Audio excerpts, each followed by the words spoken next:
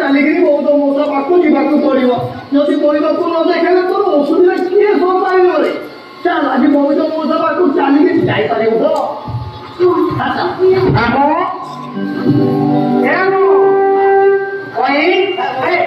ନମସ୍କାର ନମସ୍କାର କେତେ ତଳ ତଳ ଭାଇ କୁଆଡ଼େ ବାହାରିଲ ବା? ଏ ବୈଦ ମଶା ପାଖକୁ ଟିକେ ବୈଦ ମଉସା ପାଖକୁ କାହିଁକି?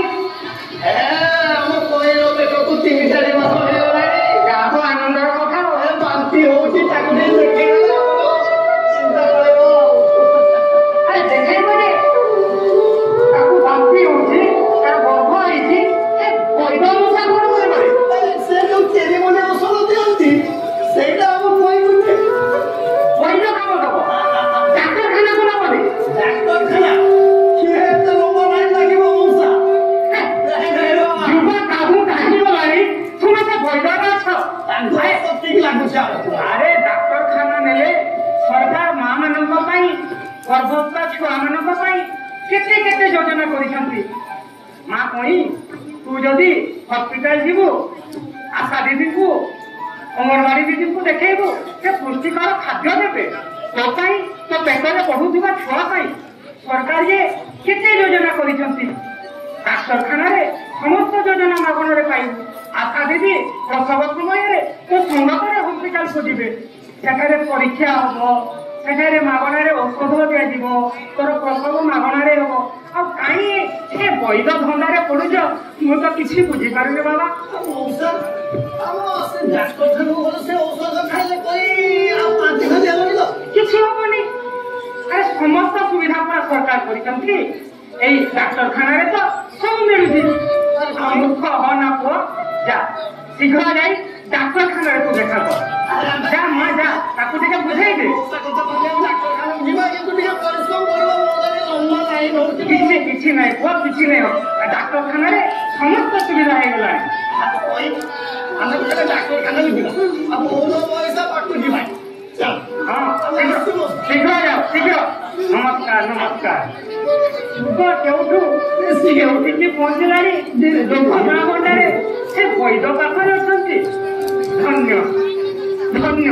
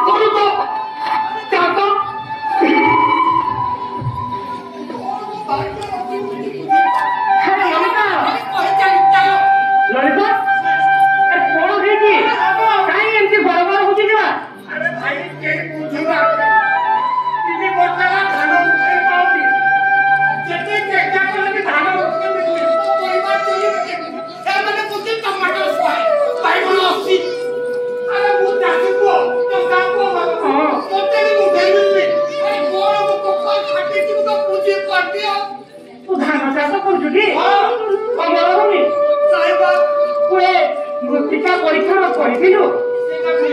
ମୃତ୍ତିକା ପରୀକ୍ଷଣ କାହାର କଣ ସବୁ ଅଛି? ଆରେ ମାଟିର ବି ପୋଷକ ତତ୍ତ୍ୱ ଥାଏ।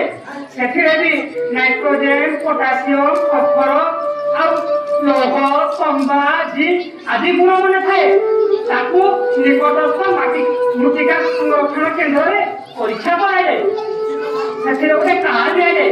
ତାକୁ ଦେଖି କେଉଁ ଟାଇମରେ କେତେ ଖତ ଦବ କେତେ ସାର ଦବ କୋଉ ଜିନିଷଟା ଅମଳ କଲେ ଅଧିକ ହେବ ତାକୁ ଦେଖିକି ଅମଳ କରାଯାଏ। ତୋ ଜମିରେ ଖାଲି ଧାନ ଚାଷ କରୁଛୁ। ଯଦି ଧାନ ହଉନି ତାହେଲେ ଅନ୍ୟ କୋଉ ଚାଷ ହବ ଭଲ ହବ। ଭଲ କି ଅମଳ କରିବୁ ବେଶୀ ଲାଭ ପାଇବୁ। ତୁ ସେଟା କରିନୁ? ହଁ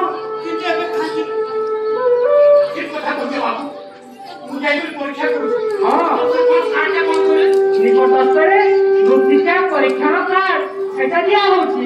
ତୁ ଯାଇକି ସେଠାରେ ଆଣିବୁ କା? ଠିକ ଅଛି ବାବୁ ତାହେଲେ ମୁଁ ଯାଉଛି। ଠିକ ଅଛି।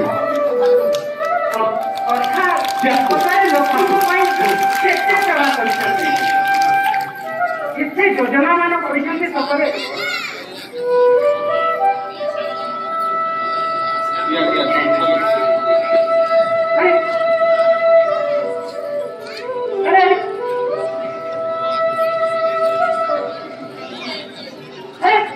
तू हरिबल आम गाँव से हरिबल तो अरे देखिले मत तो जमार को चिन्ह पाऊनी एमती केमती हो गलु रे कौन है कि तोर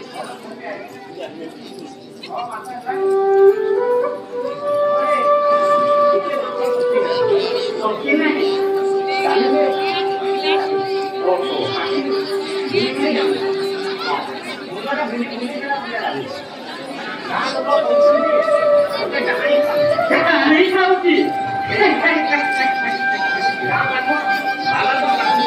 हाँ बाबा विभूति नहीं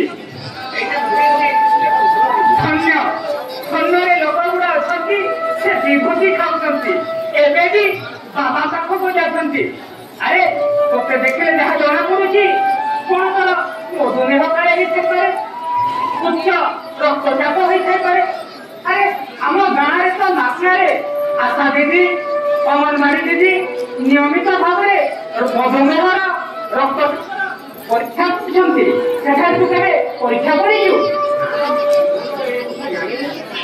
अरे जानिले सिना हबो तू शीघ्र जा डाक्तरखाना को जा सेठारे समस्त औषध समस्त परीक्षा मागणारे होउची तू निश्चय लाभ पाइबु सेठा को जा हो हां इसी बात लइबु सेठारे डाक्टर देखिबे मागणा औषध लिखि देबे मागणा स्वास्थ्य सेवा को पाइबु निश्चय ठीक है काई ठीक होबुनी जा को जा तू निश्चय ठीक है जा एबे भी लोक माने कोन गाँ सहित बाबा छड़ा पूजा करछन्ती मासी मां तुसी नमस्कार एते तोतर भाई कुआरे जाउछ मां ओहो एते जीतु माने स्वयं सहायक गोष्ठी अरे मां सेठे कोन कोन होई दिके कहिलु तो सुनी छी जे कोन होची दिके कह मां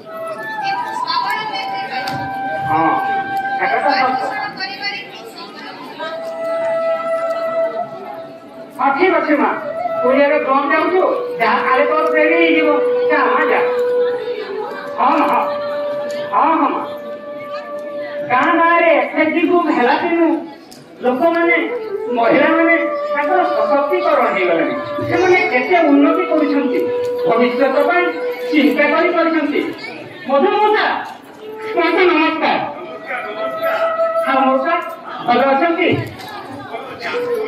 भल अच्छी मौसा बुली जाऊँ आम पढ़ा खेल तो केते दिन हो गला मौसा ए स्कूल टा केमती चलती कि